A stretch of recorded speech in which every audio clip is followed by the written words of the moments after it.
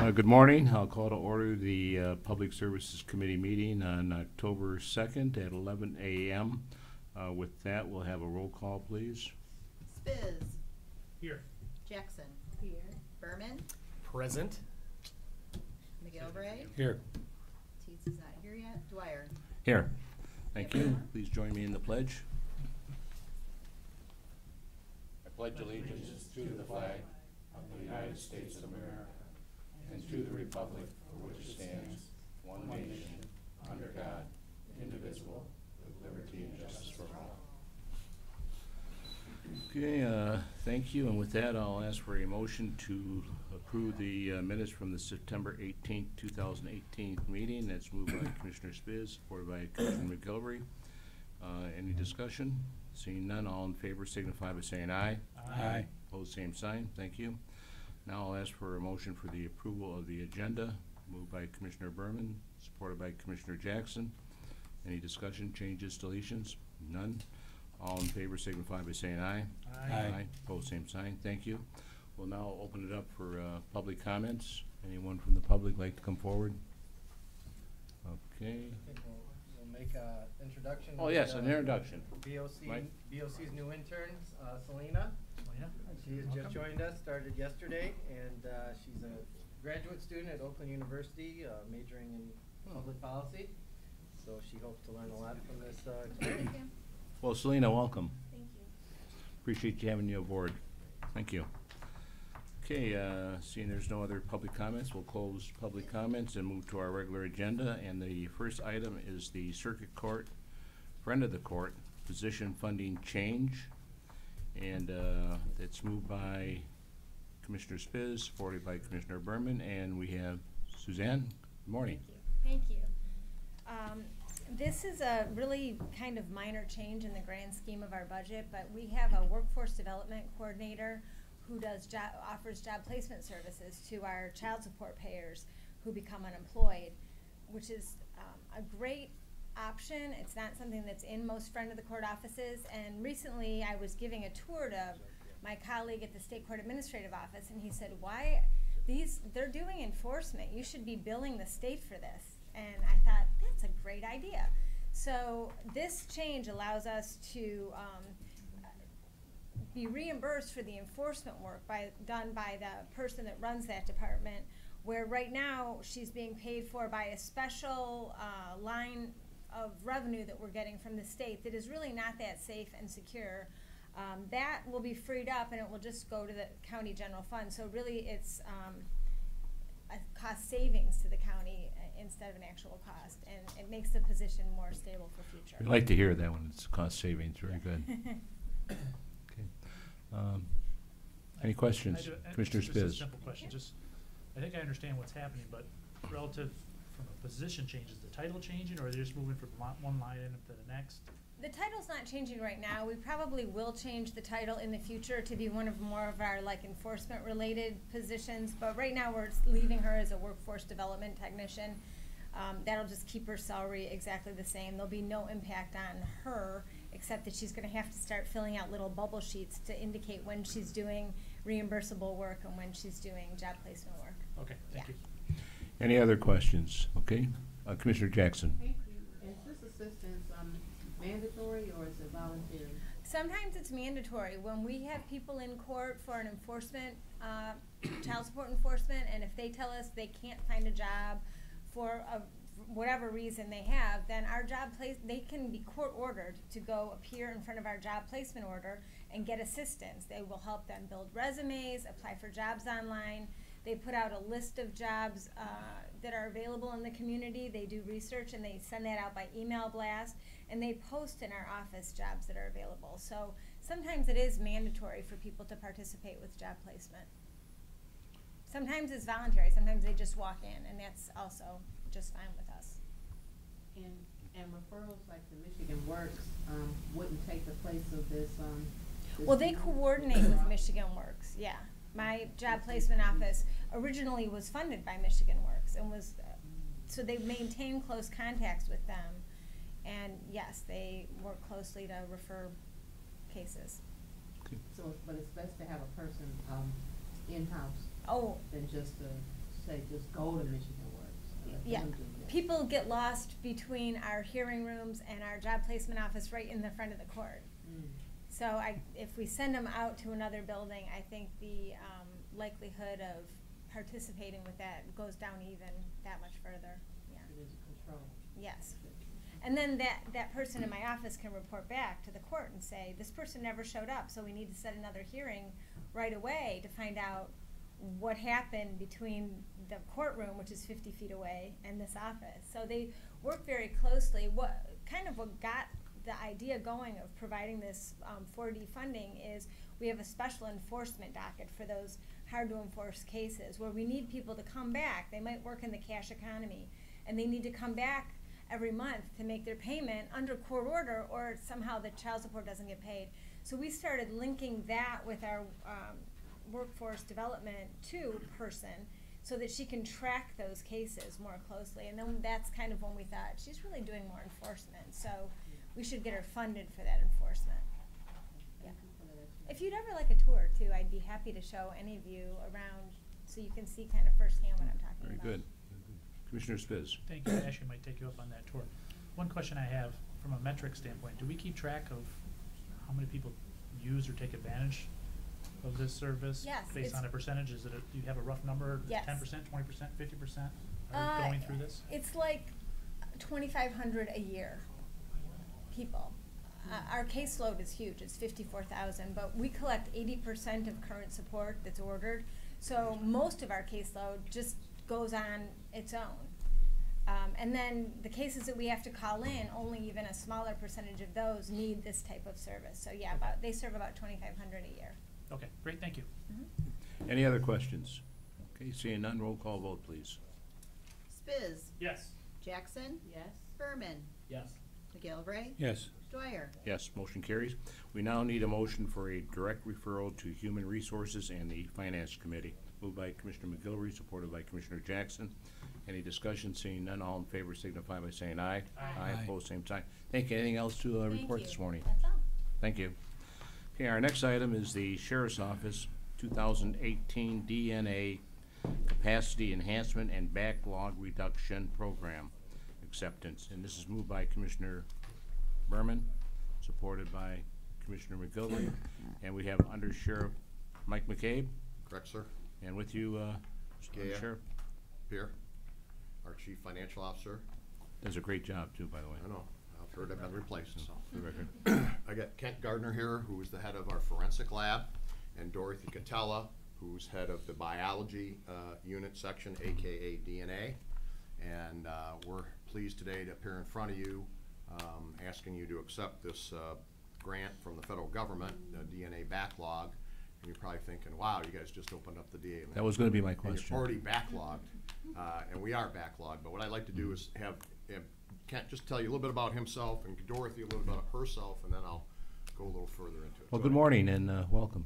Good Kent? morning, Commissioner Starr. I've been with the Sheriff's Office for 17 years. We started out in the jail. Seems like a long time ago, but The lab was in the jail. He Oh, didn't, okay. he wasn't an inmate. I see, okay. well, I've been in there too. But so we've come a long ways, and now we're at a point where we're trying to keep up our DNA backlog. So Kent retired from the state police in their forensic lab system, and then we hired him 17 years ago. And Dorothy, tell them a little bit about yourself. Hi. Good morning, I've Dorothy. been with the county for 5 years now, starting the DNA laboratory.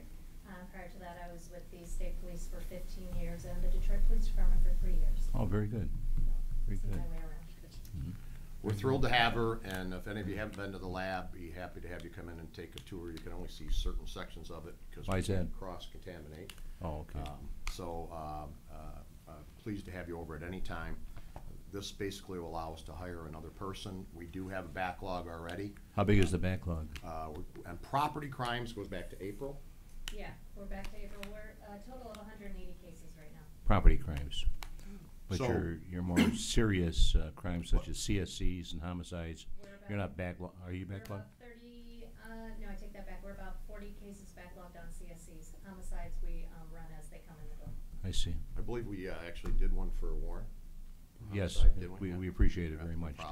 problem. Even though they're outside the county, we do take, if it's an emergency situation, As partners in law enforcement with Southeast Michigan, we've had other entities outside the county come to our lab for services.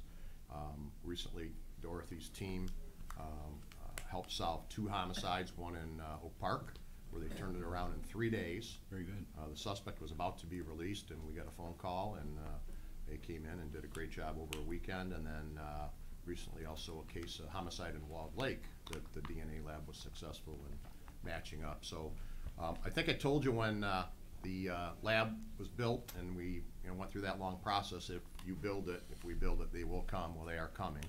And that's not unique to us, it's all across the country, but Dorothy and her team does a great job under Kent's fantastic supervision. And we're pleased to ask you to accept this grant today. How's your staffing levels now? Are you fully staffed in the lab? In the lab, we are right now, yes. So we have anybody in training still? Kent? No, we're all up to snuff. We did several hires, if you remember about a year ago, one of our employees was tragically killed in an accident, a hit-and-run accident down in Orlando. And in fact, the 1-year anniversary on that's coming up today. Oh my God. We're staffed there in terms of the road patrol and the jail. We're still, we're doing okay. We've got about 15 vacancies in the jail for corrections deputies and about 6 or 7 vacancies we're trying to fill right now on the road. That's kind of across the board in law enforcement vacancies, right? Absolutely. And we're Sworn 4 down in officers. dispatch. I don't know if you saw I'll send it. There was a nice article in the Oakland Press about our dispatch center this weekend.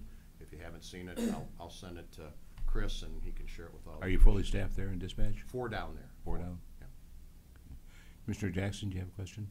No, well, I guess so, it's just, generic.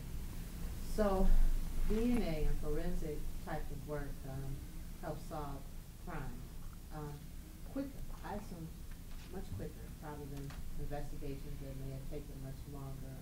Does that impact, like, the vacancies in other areas of investigation and homicides?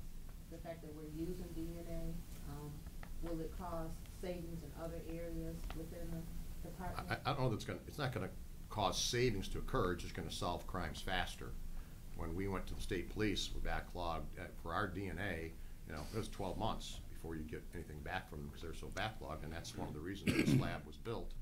The biggest reason is because the local police chiefs came to the sheriff and said, the sheriff says, what do you want from me? And we want DNA, we're tired of waiting. No knock on the state police, but they're backlogged on violent crimes quite a ways, and on property crimes 12 to 14 months sometimes. So it's a tool in the toolbox. How's that? It's not going to save us any money, no. It's just these days when you go to court, actually, they're like, well, why didn't you send it for DNA?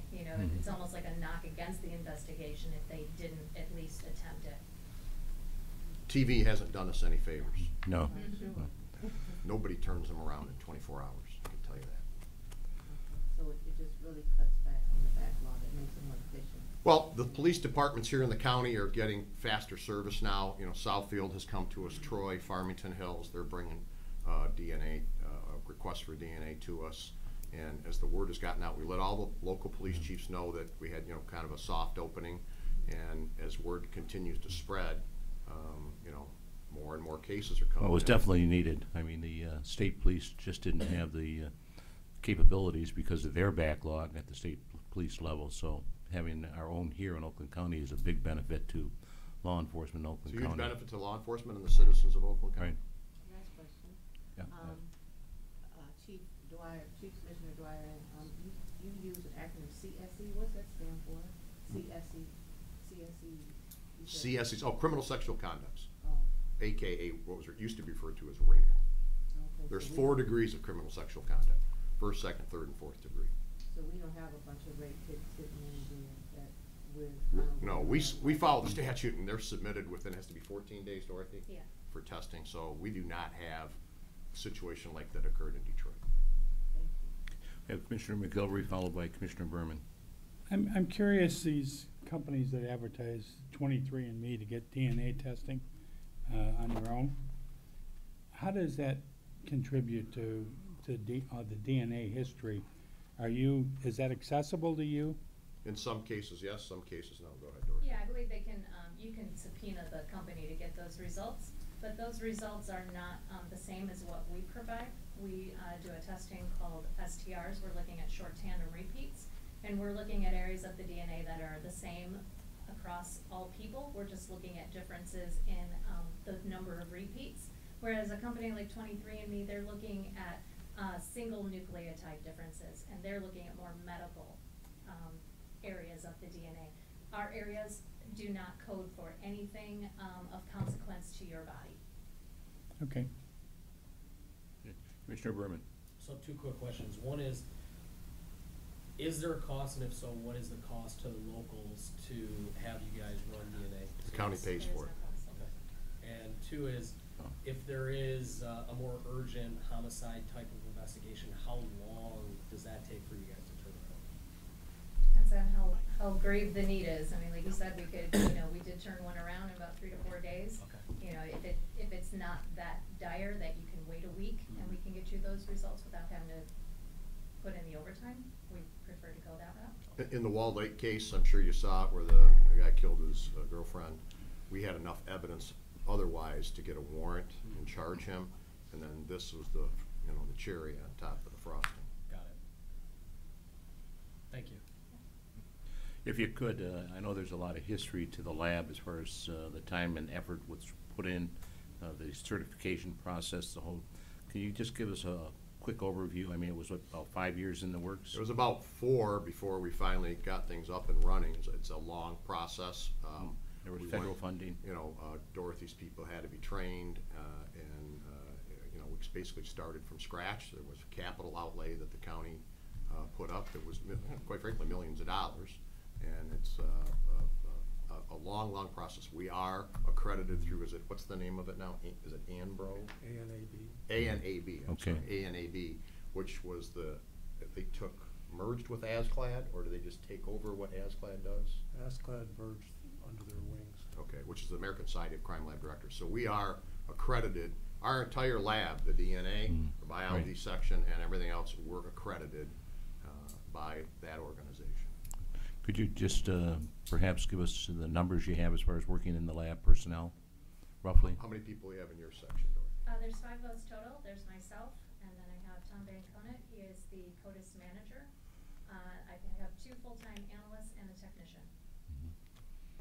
Is there more in the lab? Realistically, I have 2 people doing casework. I see. Okay. That's in the DNA or the Right, biology in the section. DNA. And Kent has the entire lab, which is everything else. And what does that entail as far as the entire lab, just very quickly? Tell them what we're We what we're have doing. Leighton Prince section with 3 analysts and a technician. We have a firearms section with 3 analysts and 1 full-time technician, 2 part-time technicians. Then we have a chemistry section with 2 chemists and a toxicology section with 3 analysts. Very good. It's a big operation. Appreciate all your efforts. Commissioner Jackson. For our viewers, because this whole science of DNA and criminology, young people are interested in these types of jobs. Are these people are people with medical backgrounds, law enforcement backgrounds? You said you're a part-time technician. Just so that people know who are watching. Maybe we have some young folks looking at this that might be interested in this type of work. Go ahead, Ken. Well, the backgrounds vary. We try to pull in people with scientific backgrounds, but it varies quite a bit depending on the discipline. We have the hard sciences, which are the chemistry and toxicology and DNA, and then we have the physical sciences, which are firearms and Leighton Prince. So currently the firearms section and Leighton Prince section are comprised of, at least the analysts are comprised of police officers. And they all have degrees, varying types of degrees. Our technicians, they vary in their degrees too. It's become much more of a science than anything else. In terms of biology, however, you do have to have specific coursework. You do have to have a Bachelor's of Science degree, and you also have to have genetics, biochemistry, molecular biology, and statistics coursework. That is federally mandated.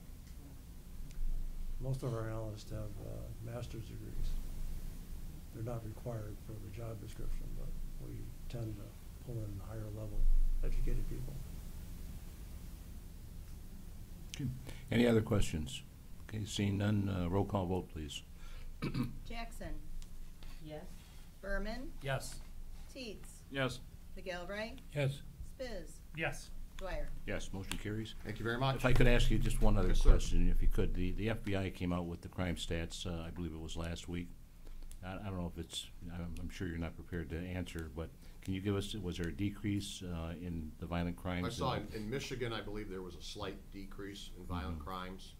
And you see a lot of these private companies that put out, the safest cities and the most violent Right. cities. And, quite frankly, those private entities that do that, sometimes those statistics are manipulated. I know I saw one where it said, the city of Albion is one of the most violent cities, and we know that's not true. They take it based upon the violent crimes per 1,000 people, and that sometimes, if you have a couple of violent crimes in one small city over a year, all of a sudden you're a Right, violent city. exactly. So, and it's all statistically based, obviously, but overall, I haven't looked at it closely yet, just what I read in the paper so far, was that Michigan was down slightly, but the year before, Michigan was up 9% in violent crime. So, Very good. you have to look at it not just in, as you know, Commissioner, one-year snapshots. Right, You have exactly. to look at the trends. And overall, quite frankly, the violent crime is the lowest it's ever been in the history of the FBI keeping statistics. But again, with what goes on in the news media and what the local news covers every night, the violent crimes sell ads for the TV stations, unfortunately. And it really gives a skewed view of what is really going on agree. out there. Very good. Thank you. Any other questions? Well, thank you very much. Thank you. Our next item is the prosecuting attorney fiscal year 2019 Crime Victims' Right Grant Acceptance, moved by Commissioner Teets, supported by Commissioner McGilvery. And we have Good morning, Emily Emily. McIntyre. Morning, Emily. The resolution approves the fiscal year 2019 reimbursement grant award from the Michigan Department of Health and Human Services to the prosecutor's office. This is the 27th year of grant acceptance, and the contract amount is $243,253 with no required county match. The award is increased this year $4,800, and this amount is provided by the state occasionally for computers.